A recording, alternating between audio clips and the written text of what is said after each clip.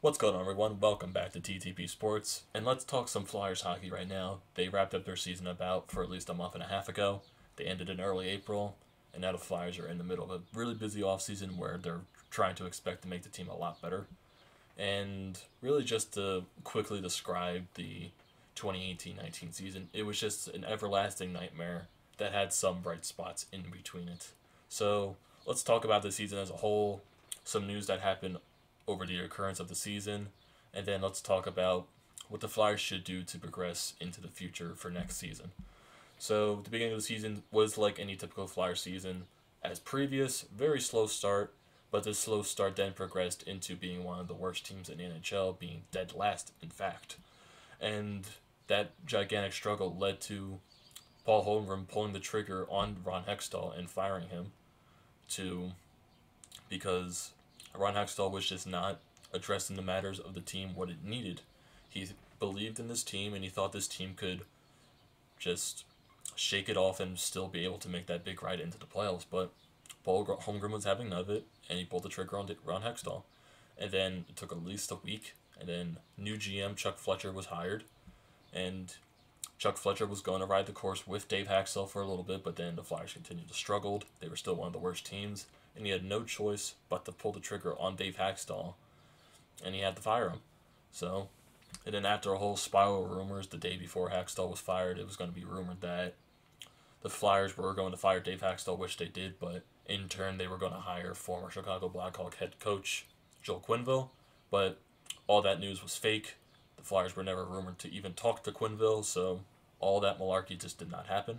So it ended up, Chuck Fletcher ended up calling up from the Lehigh Valley Phantoms interim head coach Scott Gordon to run the team for the rest of the season. And as Scott Gordon started to become the coach, the team still struggled for a little bit, but then it started to click. Sorry for the stutter there, but then it really started to click from there on out. But over this struggling and into when the Flyers started to get better, the Flyers were using a ton of goaltenders. They broke the record in the NHL for most goaltenders started in a season. I think they started at least 8 or 9, but then it was just because of constant injuries to goaltenders like Brian Elliott, Michael Neuwirth. We used Anthony Stolarz for a little bit. He got hurt. Alex Lyon got hurt. We also had to sign goalies off of waivers from different teams. We got Cal Pickard from Vegas, and we got Mike McKenna from the Ottawa Senators. Cal Pickard ended up being traded to Arizona, and we kept Mike McKenna, but still with the injuries to our goaltenders, we had no choice but to call up Carter Hart, our top goaltending prospect from Lehigh Valley, who was in fact struggling at the time, but we really had no choice because all of our goaltending was injured. So, but from that call up for Carter Hart, he excelled and took the job away with ease. And he proved why he was the top prospect for the Flyers and proved why he can be the future starter for this team. And he finished the season with a 16-13-1 record, 917 save percentage, and a 283 goals against. So even with the poor defense that the Flyers showed throughout the season, Carter Hart still put up really good numbers, and he proved why he is an elite goaltender in his league at such a young age. And then as Carter Hart started to get better, the team started to get better, and they started to ride a really hot streak going into the end of the season. But then, just in the end of it all, it fell flat, and the Flyers ran out of gas. And that's basically how the season ended. They honestly shouldn't have been. They should have been in a better position because we expected the team to do a lot better, but it was just another typical Flyer season of inconsistencies, and that's what GM Chuck Fletcher is going to try to fix into this offseason, is to put better players on this roster so those inconsistencies would go away, and his team could be a better contender moving forward. So some statistics at the end of the season, Giroux finished another year with point per game pace. He had 85 points. So another really solid season from Claude Giroux. He didn't have the 100-point season like he had in previous, but he's still a very solid season nonetheless. And Sean Couturier, he proved that the season prior wasn't a fluke. He scored a career-high 33 goals, and he also put up 76 points. Voracek had a down year. He had 66 points. And there's been a lot of rumors with Voracek being traded and whatnot, so we're going to see what happens this offseason with Voracek. But his contract, it's pretty unmovable because he's making over $8 million a year, but who knows what's going to happen. Travis Konechny, he had an up and down year. I wouldn't say it's bad because he wasn't in a consistent spot in the lineup. He was constantly placed on different lines throughout as the season went on. But he still managed to put up 49 points and score 24 goals. So If Konechny can be put on a consistent line for an entire season, he might put up more points and more goals. James Van Riemsdyk, he's shown to be a good signing, even though he was injured, riddled in the beginning of the season, and really didn't start clicking until around December. He still managed to put up 27 goals in at least 60 games played. So if JVR played a full season, he might have hit the 30-goal mark because he's at least averaging 30 goals. So I think JVR was a good signing. I just don't think the money. He's not worth $7 million. I think he's worth around 5.5 to 6.5. So, well, you can't do anything about that there. But he's still a really important piece to this team. And then Shane Gostisbehere, probably the worst season of his career. He finished with 37 points and a -20 on the blue line. So I don't know what's going to happen with Gostisbehere. I know he's way better than this. We all know he's way better than this. It just everything that had to go wrong went wrong for Gostisbehere. His offensive struggles really showed, and it really showed in his defensive game why he struggled.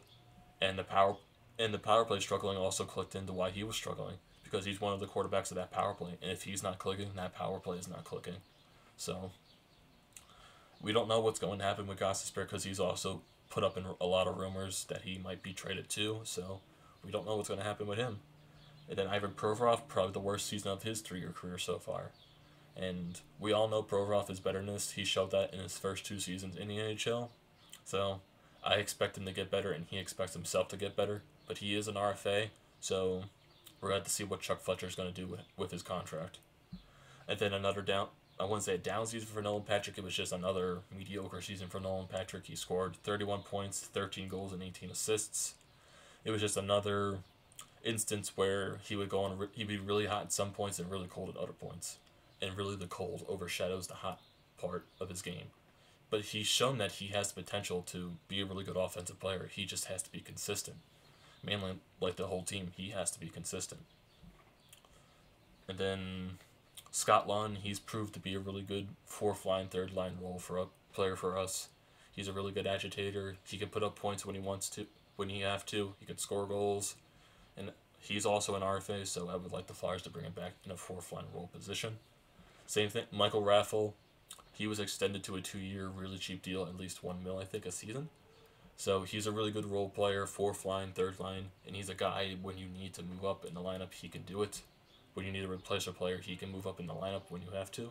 So Michael Raffel, a really good signing right there. And then you got Ryan Hartman, who came over in the Wayne Simmons trade from Nashville. And Hartman, he was a 1st-round pick of the Chicago Blackhawks. He has offensive potential. It just doesn't show. So I feel like for this role on this team, he's more of a 4th line player. 4th line agitator, 4th line person.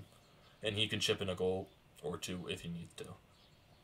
So, and other players, like young guys like Travis Sanheim, he proved that he could be really a top 4 defenseman for our team. He had a really solid season. Even though there were some minor mishaps in this game, he proved that he can be a force in this league for a long time to come. And then we also got a little instance of Phil Myers when he was caught up in like the mid to last part of the season. He proved that he can do some stuff do some damage in this league, but hasn't really shown that offensive potential yet. He didn't score a lot of points, but he's a really solid defenseman on the back end. Could possibly be a top 4, top 2 kind of guy.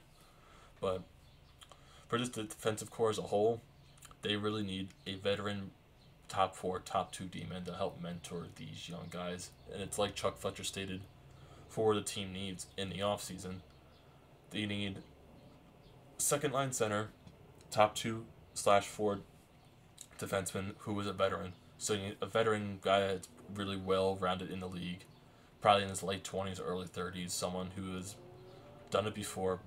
So that could be either found in free agency or whatever is a trade. So we don't know what Chuck Fletcher is going to do in that instance. And then also, for needs of this team, we need a veteran backup goaltender to help mentor Carter Hart. Even though Carter Hart has shown he could be a really good goaltender in this league, there were games where he kind of struggled a little bit. But so we need that veteran guy just to be there and help mentor Carter Hart. And it looks like Cam Talbot might be the safe choice to go with right now because he might be the cheaper option. And is also a friend of Carter Hart's because they both train in the offseason. So it would be nice to have a bit of a tandem where they're already familiar with each other. So if you get a tandem of the Carter Hart and Cam Talbot, that might be really good for us. So, and in the offseason, like right now, Chuck Fletcher's already starting to make some bench changes right now. Scott Gordon, who was the interim head coach of the Philadelphia Flyers, he got put back down to Lehigh Valley so he can remain the head coach down there. And in turn, Chuck Fletcher hired a new head coach, Alain Vigneault, who is a really well-rounded coach in this league, well-respected. He has at least 600 wins in his career. With the Vancouver Canucks, he brought them to a couple President's Trophies, brought them to a Stanley Cup final where they lost in 7 to the Boston Bruins. And then once he was relieved of the duties in Vancouver because they thought they needed a little bit of environmental change, he was hired right away by the New York Rangers, and he made them a force in this league. Maybe 1 or 2 President's Trophies, and he also brought them to a Stanley Cup final where they lost in 5 to the LA Kings. And he's been nominated for 2 Jack Adams Awards, which is the trophy for best coach in the league. He's been nominated for 2, and he's won 1. So he has the qualities of being a really good coach for this team. He just doesn't have that Stanley Cup, and he believes that the Flyers are a team that had the potential to win a cup within the next few years, which is why he chose to come to the Philadelphia Flyers. And it's also good right now because Alain Vigneault is the coach of Team Canada at the World Championships. So we have players like Sean Couturier and Carter Hart getting some experience with their new coach over for Team Canada. So that's a good sign right there. Then also players that are playing in the World Championships, Jake Voracek, Radko Gudas, Oscar Lindblom, Robert Haig, and Michael Raffler are playing down there. So it's good that they're getting some play in before they start getting their training in for the offseason. So it's good to get ready for next season right away. And yeah, it's just, for me, the Flyers, since I'm a season ticket holder, I get to experience all those games, all those nightmares sometimes. And like I said earlier, the season was just a nightmare that just didn't want to end. And in that nightmare, there were some bright spots, and that major bright spot was Carter Hart.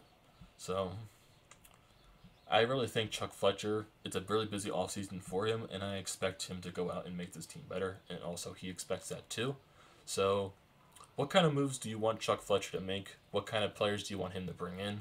Who do you think is going to fit on this roster? Who do you think is going to fit right there? Do you think some of these prospects that we have in the prospect pool, like Morgan Frost, like Joel Farabee, like Isaac Ratcliffe, have enough to make the roster for next season, or do you think they're just going to go down and play for Lehigh Valley for a little bit? Because out of those prospects, I think Morgan Frost is the most likely to make the roster out of training camp, but we'll see what happens when training camp happens. So don't forget to leave a comment in the comment section. Don't forget to drop a like on the video, and I'll see you in the next video.